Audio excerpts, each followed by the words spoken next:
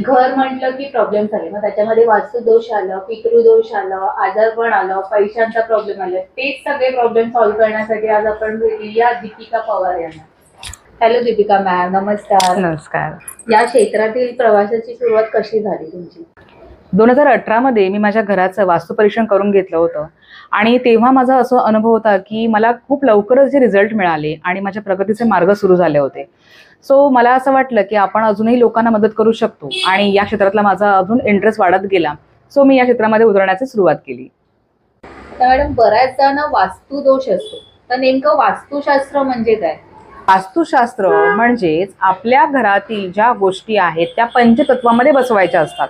पंचतत्व म्हणजे काय? पृथ्वी, वायू, आकाश, अग्नी आणि आसमंत किंवा आकाश ही पोकळी.